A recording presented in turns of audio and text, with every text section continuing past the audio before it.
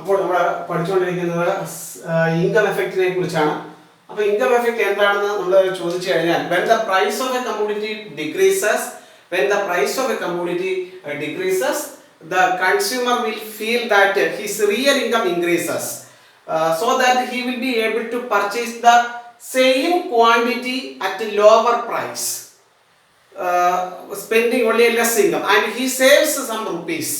Or he will be able to purchase more quantity purchase when the price of the good decreases, and he spent the entire income on good. അപ്പോൾ ഇവിടെ നമുക്ക് മനസ്സിലാവുന്ന, ഒരു സാധനത്തിന്റെ വില കുറഞ്ഞാൽ കൺസ്യൂമറിന് സ്വാഭാവികമായിട്ട് തോന്നും തന്റെ റിയൽ ഇൻകം വർദ്ധിച്ചതായിട്ട്. അങ്ങനെ റിയൽ ഇൻകം വർദ്ധിക്കുമ്പോൾ കൺസ്യൂമർ എന്ത് ചെയ്യുന്നു? ഒന്നുകിൽ കൺസ്യൂമർ റിയൽ ഇൻകം വർദ്ധിക്കുന്ന സമയത്ത് തന്റെ അതേ ക്വാണ്ടിറ്റി അളവ് സാധനം കുറഞ്ഞ പൈസ കൊണ്ട് വാങ്ങാൻ കുറെ പൈസ തനിക്ക് സേവ് ചെയ്യാൻ കഴിയും.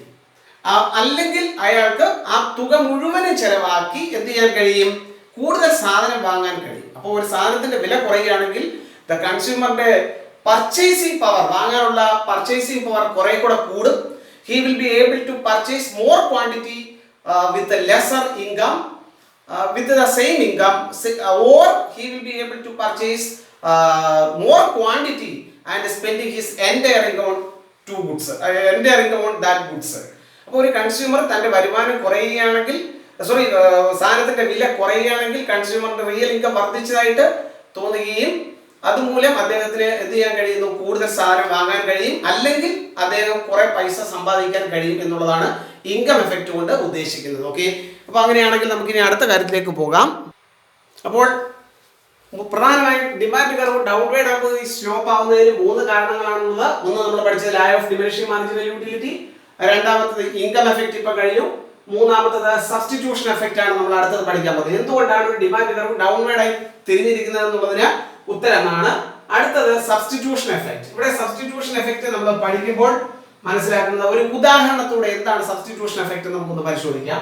ഉദാഹരണം, ഒരു കൺസ്യൂമർ വാങ്ങുന്ന 2 സാധനങ്ങളാണ്, ഒന്ന് റൈസ്, മറ്റൊന്ന് wheat.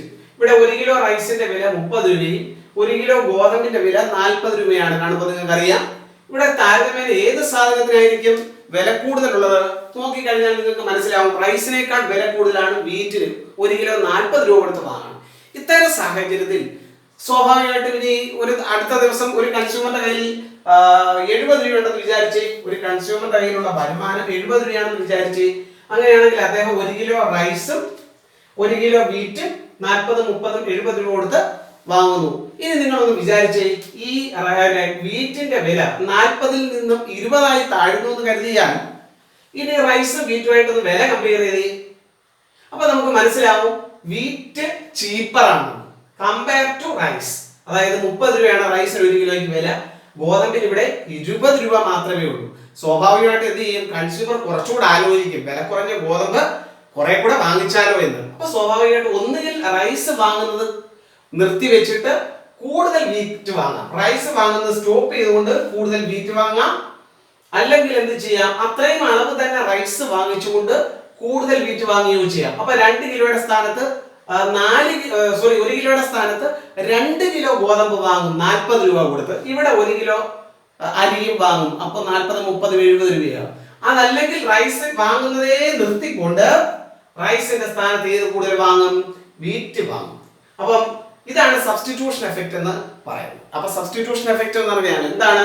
when comparing two goods, when the price of a particular good decreases compared to the other good, the cheaper good, the consumer will purchase more of the cheaper good compared to the costlier one, and he substitute more wheat in the place of rice. അപ്പൊ റൈസിന്റെ സ്ഥാനത്ത് കൂടുതൽ ഗോതമ്പ് വാങ്ങും. അപ്പൊ rice, wheat എന്നീ 2 സാധനങ്ങൾ വാങ്ങുമ്പോൾ രണ്ടും കമ്പയർ ചെയ്ത് കഴിഞ്ഞാൽ വീറ്റിന്റെ വില കുറയുകയാണെങ്കിൽ റൈസ് വാങ്ങുന്നത് നിർത്തിവെച്ചുകൊണ്ട് കൂടുതൽ ഏത് പർച്ചേസ് ചെയ്യാൻ ശ്രമിക്കും?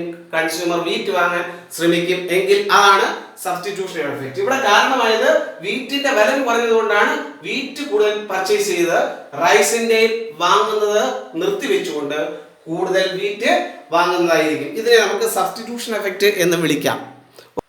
അപ്പോൾ ഇത് നമ്മൾ പഠിക്കുന്നത് ഫാക്ടേഴ്സ് ഇൻഫ്ലുവൻസിങ് ഡിമാൻഡ്. ഡിമാൻഡിനെ സ്വാധീനിക്കുന്ന ഘടകങ്ങൾ. നമുക്ക് പറയാം ഡിറ്റർമിനൻസ് ഓഫ് ഡിമാൻഡ്.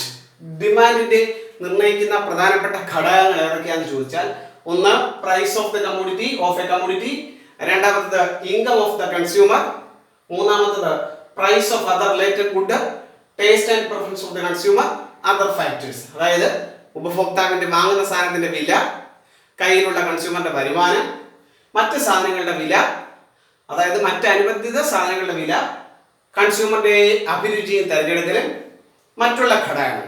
ഇതിൽ ഏറ്റവും പ്രധാനപ്പെട്ടതാണ് ആദ്യത്തെ മൂന്ന് ഘടകങ്ങൾ: price of commodity, income of the consumer, price of other related good. അപ്പൊ നമുക്കറിയാം, നമ്മൾ നേരത്തെ പഠിച്ചാണ് ഒന്നാമത്തെ ഘടകത്തെ കുറിച്ച്. സാധനത്തിന്റെ വില ഏറ്റവും പ്രധാനപ്പെട്ട ഘടകമാണ്. നമുക്കറിയാം അതർ തിങ്സ് ബീങ് ഈക്വൽ, മറ്റു കാര്യങ്ങൾ മാറ്റമില്ലാതെ നിന്നാൽ, അതായത് ഈ കാര്യങ്ങളുമായിട്ടുള്ള ഘടകങ്ങളെല്ലാം സ്ഥിരമാക്കി നിർത്തിയാൽ ഒരു സാധനത്തിന്റെ ഡിമാൻഡിനെ ഇൻഫ്ലുവൻസ് ചെയ്യുന്ന മോസ്റ്റ് ഇമ്പോർട്ടന്റ് ഫാക്ടർ എന്ന് പറയുന്നത് പ്രൈസ് ആണ്. The price is the most important factor, keeping all the factor constant. അങ്ങനെയാണെങ്കിൽ നിങ്ങൾക്കറിയാം, നമ്മൾ പഠിച്ചു കഴിഞ്ഞു എന്താണ് അതിന് ഏറ്റവും വലിയ പ്രത്യേകത എന്ന് പറയുന്നത്. പ്രൈസ് കൂടുമ്പോൾ ക്വാണ്ടിറ്റി ഡിമാൻഡ് കുറയും. പ്രൈസ് കൂടിയാൽ, അതാണ് ഇവിടെ ഒ പി പ്രൈസിനെ ഒ ക്യു ക്വാണ്ടിറ്റിയാണ് ഡിമാൻഡ് ചെയ്തത്. ഇനി പ്രൈസ് താഴുകയാണെങ്കിൽ സ്വാഭാവികമായിട്ട് എന്തിനെ ബാധിക്കും?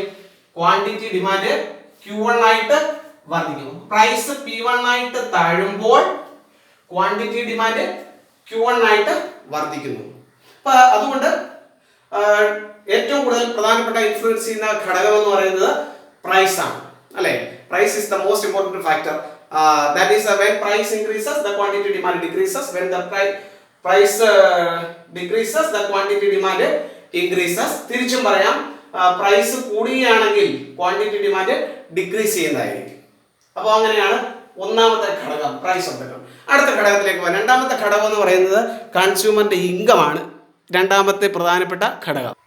ഇപ്പോൾ സാധനത്തിന് ഡിമാൻഡിനെ ഇൻഫ്ലുവൻസ് ചെയ്യുന്ന രണ്ടാമത്തെ ഘടകം ഇൻകം ഓഫ് ദ കൺസ്യൂമർ, ഉപഭോക്താവിന്റെ വരുമാനം. ഉപഭോക്താവിന്റെ വരുമാനം എങ്ങനെ ഡിമാൻഡിനെ ബാധിക്കുന്നു എന്നാണ് നമ്മൾ പരിശോധിക്കുന്നത്. ഇതെങ്ങനെ പരിശോധിക്കുന്നു ചോദിച്ചാൽ, ആ വസ്തുവിന്റെ സ്വഭാവത്തെ ആശ്രയിച്ചാണ്. It depends on the nature of the commodity. അപ്പോൾ the demand for income and demand it is one of the factor which based on the nature of the commodity. വസ്തുവിന്റെ സ്വഭാവത്തിനനുസരിച്ചാണ് ഇൻകവും ഡിമാൻഡും തമ്മിലുള്ള ബന്ധം പറയുന്നത്. ഇപ്പൊ നമുക്ക് പൊതുവെ അറിയാവുന്ന ഒരു കാര്യമാണ്, നമ്മുടെ ഉദാഹരണം ഗോൾഡ് എന്നൊരു വസ്തു. അപ്പൊ ഗോൾഡ്